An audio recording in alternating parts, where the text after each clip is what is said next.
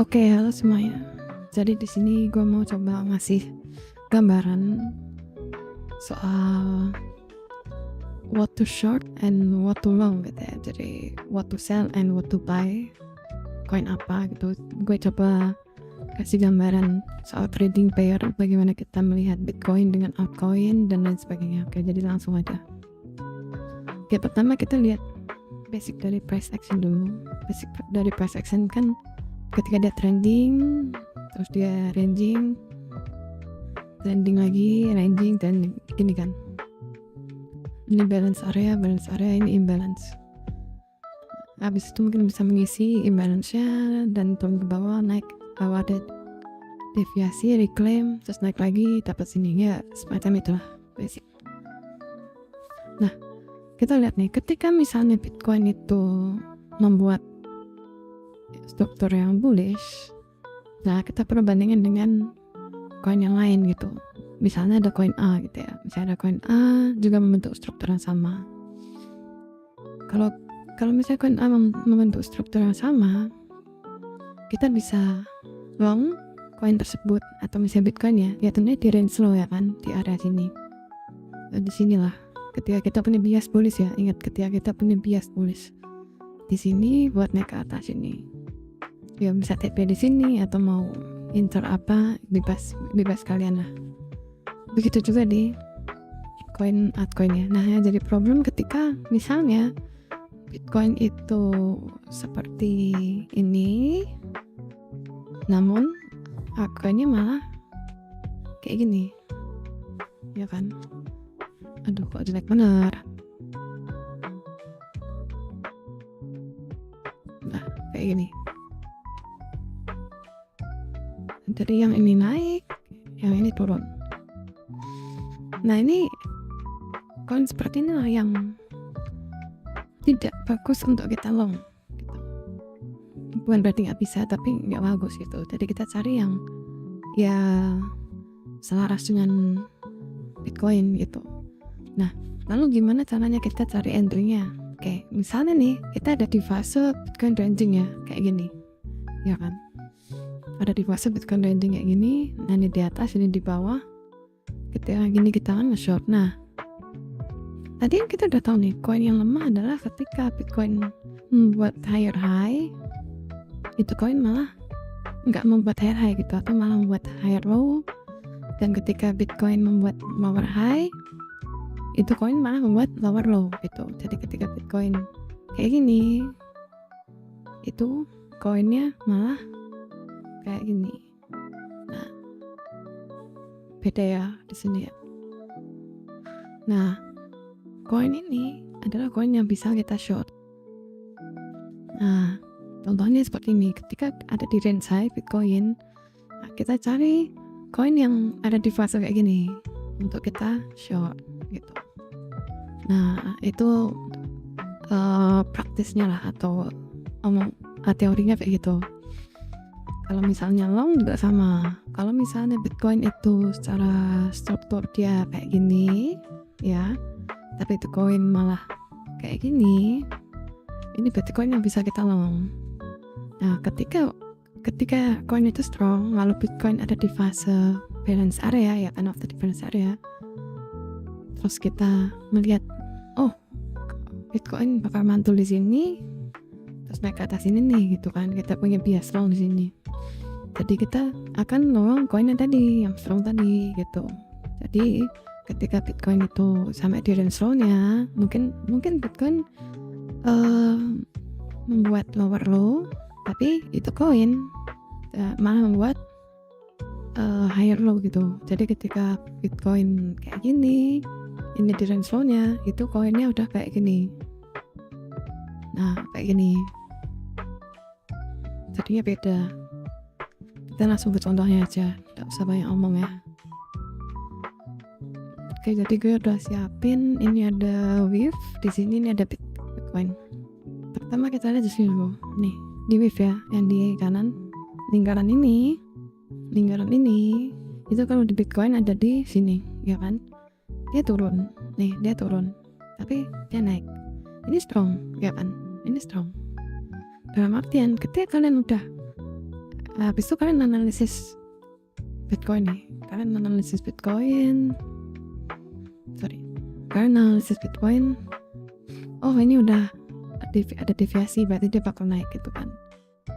Nah sama nih di sini nggak ada deviasi nih, ya kan, di wave-nya. Jadi ya ketika Bitcoin udah kayak gini di sini, terus kan udah predik naik, ya udah kalian bisa bidding di sini di wave gitu, naik sampai sini. Anggaplah kalian TP di sini ya. Nah di sini, nah ini kalian TP. Oke sampai sini paham ya. Jadi ketika di sini wave udah bisa ambil high yang ini, sedangkan Bitcoin itu nggak bisa ngambil high yang ini gitu. Ya kan ya, sama di waktu yang sama ya. Dan mungkin Bitcoin akan turun ya kan. Ketika Bitcoin turun, ya kan kalian udah TP tadi, turun sampai sini, wave juga nih turun sampai sini.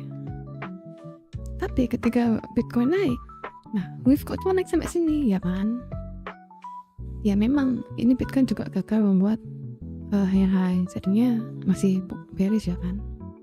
Tapi ketika si wave udah tembus struktur ini, bentar, mungkin bisa gue zoom dulu.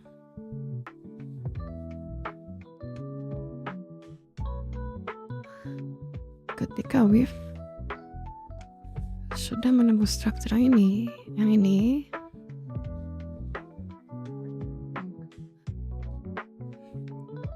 nah kita bisa lihat bahwa strukturnya udah mulai bearish.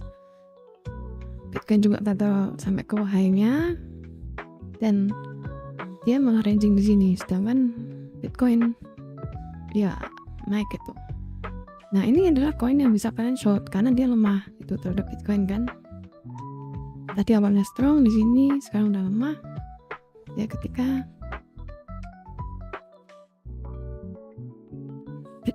Bitcoin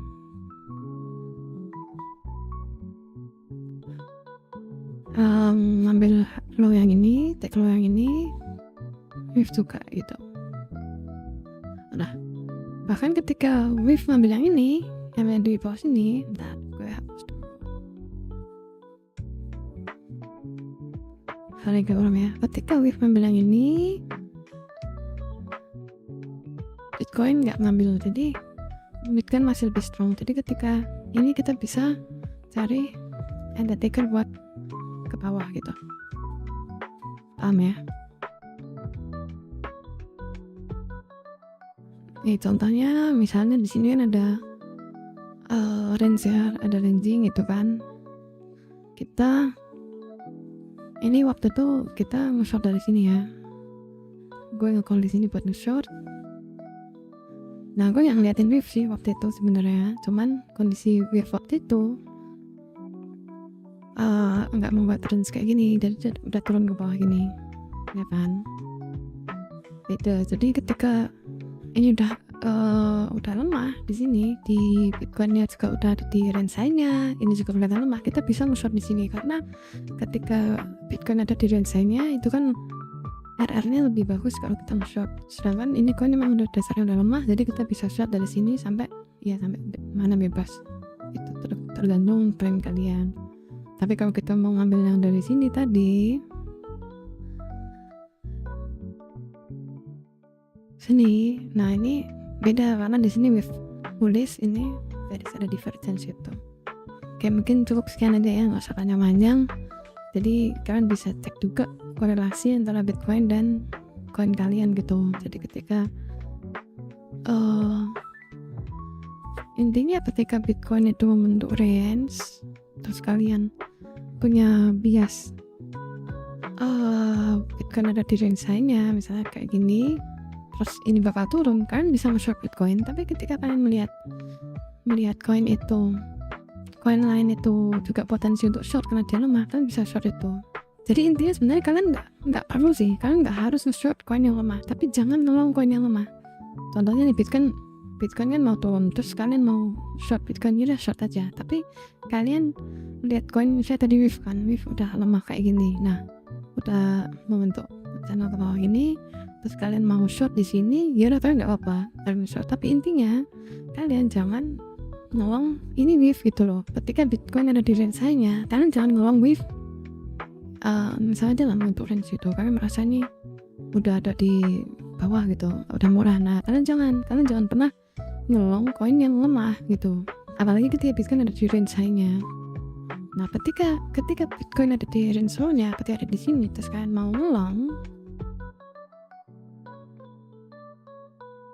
ya mendingan kalian cari yang sedang naik kayak gini gitu. Jadi ketika ada di sini dia naik gitu. Kalian nggak harus ngelong ini, tapi ini bagus ngelong koin yang ini sama kayak ngelong Bitcoin, tapi jangan ngelong yang kayak gini. Nah, koin yang kayak gini ini di short ketika Bitcoin ada di range-nya. Jadi ketika Bitcoin ada di range high, cari koin yang lemah untuk di short.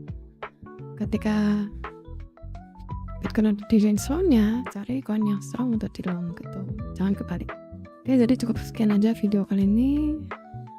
Thank you semuanya.